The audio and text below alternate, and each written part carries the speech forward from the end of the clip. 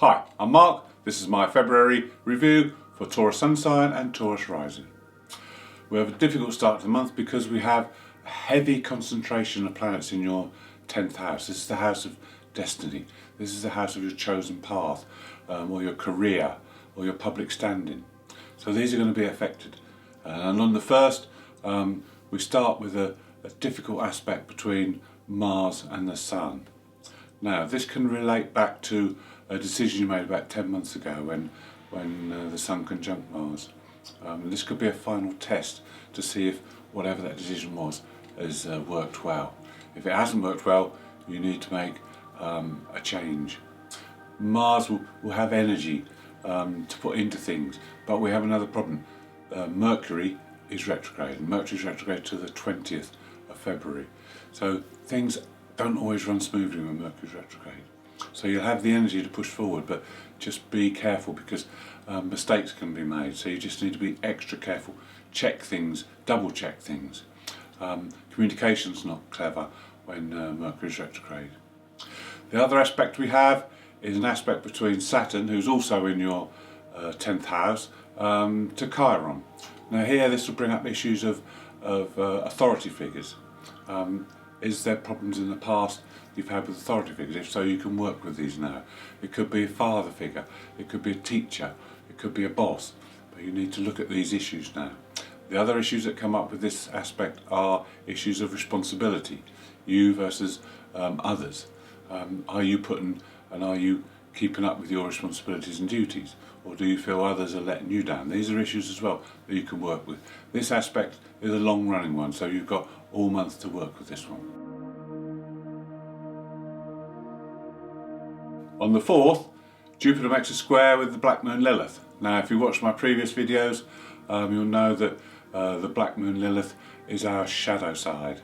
It's primal energies that come up from deep within, and it can represent fears.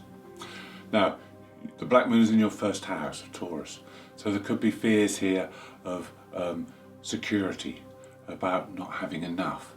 It could also be personal fears because it's in your first house of am I good enough, or have you felt you failed in the past. Jupiter sheds this light and will enlarge the shadow, so you cannot ignore this now.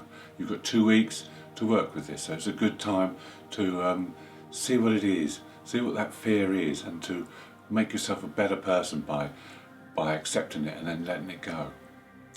On the 5th and 6th, Venus makes aspects to that Saturn Chiron aspect we spoke about a few minutes ago.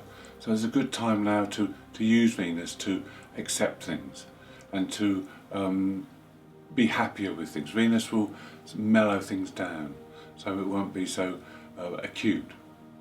And then also on the 6th there's a fantastic aspect from the Sun to the Moon's nodes. Now the Moon's nodes are across your financial houses, the 2nd and the 8th.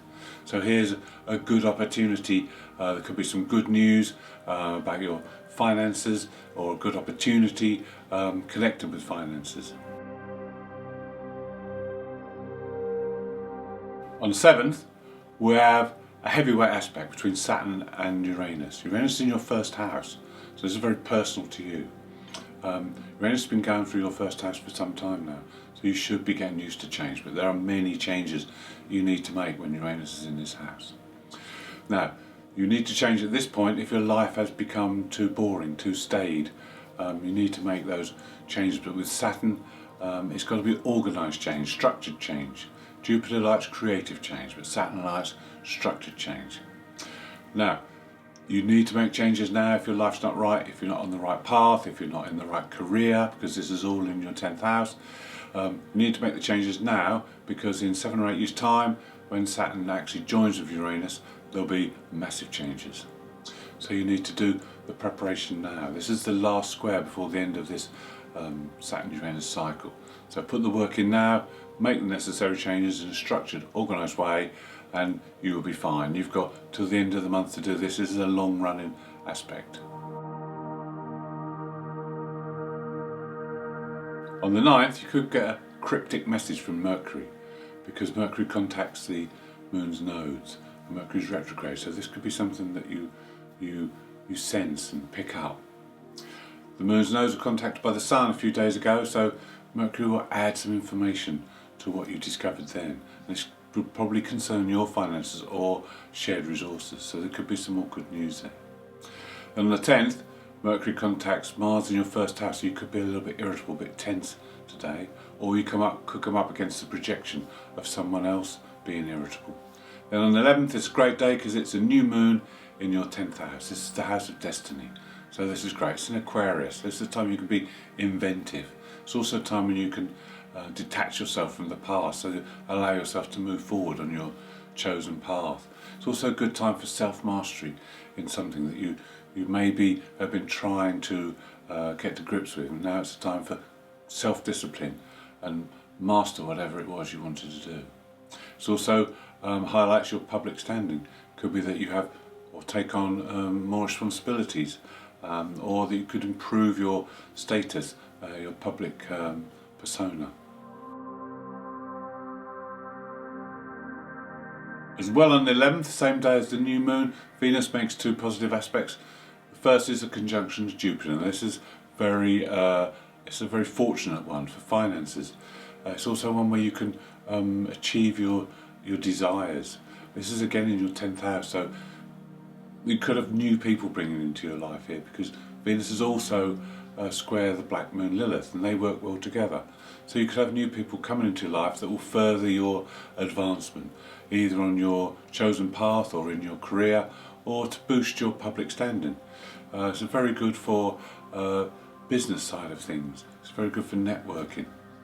Then on the 12th, there's an aspect between Mars and Neptune. Now here, Mars has softened, it's dissolved a little bit of its harshness, because Neptune is a more spiritual planet. So this is a time you'll be a bit more sensitive towards other people and a bit more caring. And this is lasting for 4 or 5 days. The other thing with Mars and Neptune in this place, you might find that something isn't what it was thought to be.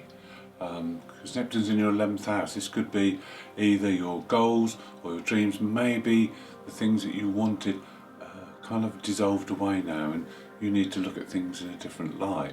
It could also be concerning friends. Some of the friends may not have been who you thought they were, and maybe it's time now to make changes. The weekend of the 13th and 14th is a little bit of a low period, because it's Mercury's last push in retrograde motion, and he makes 3 aspects, and it could be one of those weekends where you feel like your glass is half empty. But don't worry, because on the 15th there's a positive aspect from Venus to the Moon's nodes, and this will be very good because it's a very fortunate aspect. You could meet someone or read something or hear about something today that helps you in your future. Venus is in that 10th house of destiny, so there could be something that changes your destiny now. And it's good timing because Mercury's about to go direct again on the 20th. So just stave off any decisions until then. And then on the 20th, all planets will be moving direct. So it's a good time to push forward with all the energies of the planets going direct, and this will happen until towards the end of May, so make the most of that period. On the 23rd, Mercury's now going full steam ahead, and Mars makes a positive aspect to Pluto. Now this is a good time to sow seeds now for the future. You can now make all the decisions. You can now push forward. Mars-Pluto is about transformation. Mars is in your first house, so you personally want to change things around you now. Pluto is in the 9th house of beliefs, of philosophy, so maybe you need to update and change your beliefs now. The things that you've learned over the last year may have caused you to question things, and now maybe you need to update those beliefs.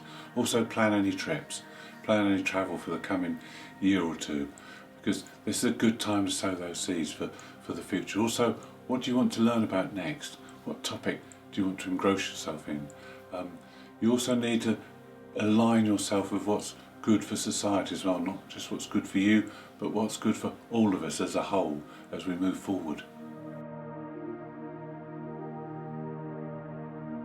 On the 24th, Jupiter makes the 4th aspect positive aspect to the moon's node.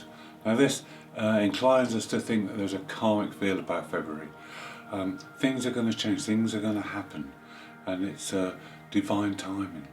This is in your 10th house, so Jupiter will be able to help you to grow beyond belief. This is a fantastic opportunity. It's 5 days of this aspect, so you can get things together now. Don't forget the nodes are across your financial houses, so this is good for the finances as well. This means you could maybe get the opportunity to change jobs. This means you can maybe change the direction of your chosen path. This means that you can get more visibility in the public eye. You could be a leader, you could be someone who influences people. There's so many opportunities, there's so many ways this could affect you and improve your life. On the 25th we have another positive aspect. The Sun makes a sextile to Uranus.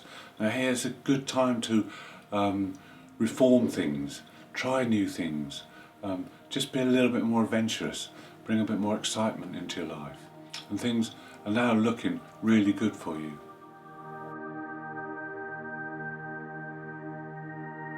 At the end of the month, on the 27th, we have a full moon in your fellow Earth sign of Virgo. This is practical Earth, and it's in the 5th house of creativity. So you can now express yourself in a practical and creative manner. Let those emotions come through with the full moon and reap benefits of past actions.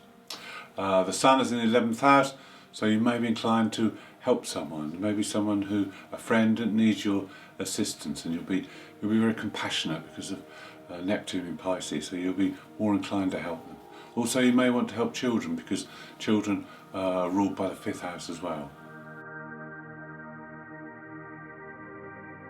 Thank you for watching. I hope you've enjoyed the video. If you'd like to see more, please subscribe, and if you'd like to leave a comment, I'll be glad to hear from you.